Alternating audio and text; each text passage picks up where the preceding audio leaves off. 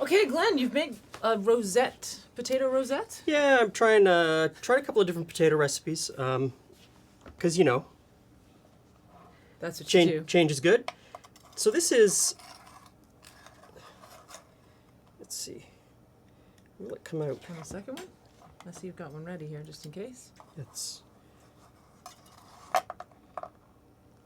Oh, yeah, it looks like it'll coat. I'm gonna hold this. There you go. Oh, nice. Oh, close. almost. Okay, so practice. So if it cooled a little bit more, it would come out more nicely. Is that a word? It would come out nicer. Better. Better. Still looks pretty good though. Looks like you got so you got thin layers of potatoes. So it's thin layers of, it's cooked really well, isn't it? So it's thin layers of potatoes and butter and, let's give it a try. All right, I'm in. Although, you know what? Why don't you tell us how you made it while it cools? Good idea. So here's what I did. So I started out by putting some butter in a small pan over really gentle heat on the stovetop. And then in a mortar and pestle, I crushed together salt and black pepper. Garlic cloves, thyme leaves,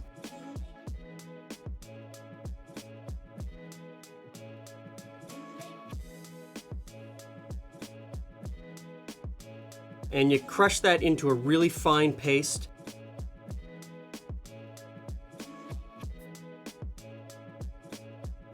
And if you haven't already subscribed, please subscribe now and smash that notification bell so you find out about our new videos as soon as they come out.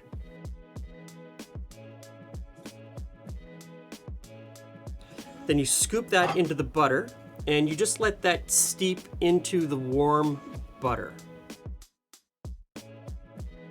While that was steeping, I prepped the potatoes. And trigger alert, I used a mandoline.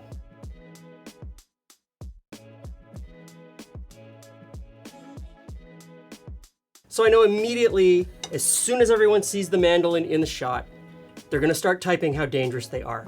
Mandolins are incredibly dangerous. You can lose a finger. It can be horrible.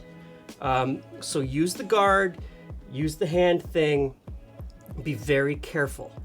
But the mandolin is the tool for this job. It does make them all consistently the Makes same them size. consistently the same size. And you need them paper thin, and you're not gonna, no matter how good you are with a knife, you're not gonna do that. Let's go my knife skills. So I ripped through those on the mandolin.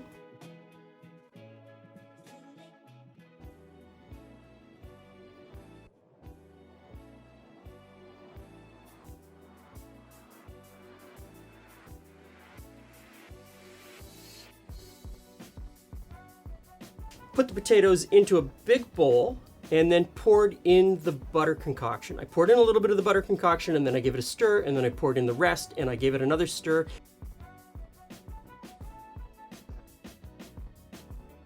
You want to make sure that the butter and all of the herbs and the garlic get between every slice. Almost impossible because the slices will stick together. Then I pulled out this jumbo muffin pan. I had already greased it with a little bit of butter, even though it's non-stick. And I placed the potatoes, piled them in as nicely as I could.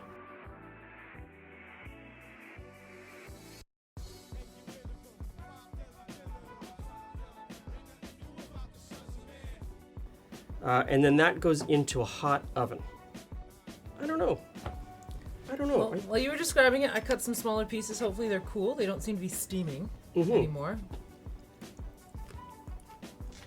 Mmm. That's pretty tasty. The flavor's amazing. Yeah. The flavor's amazing. Oh, what I need to work on is the presentation. I think maybe brushing a little bit of butter on top would have been better. So if you do this, do that. That flavor is fantastic, isn't it? Yeah, it's very buttery. Soft very and nice. soft and creamy. The potatoes are really nice and soft and creamy. I think I'd have that before I had scalloped potatoes. What? Yeah. You do like scalloped potatoes. So, Next time you need potatoes. this would be great on any holiday dinner table. I would like a Tuesday night dinner. This would be great on a Okay. Tuesday night too. Give it a try.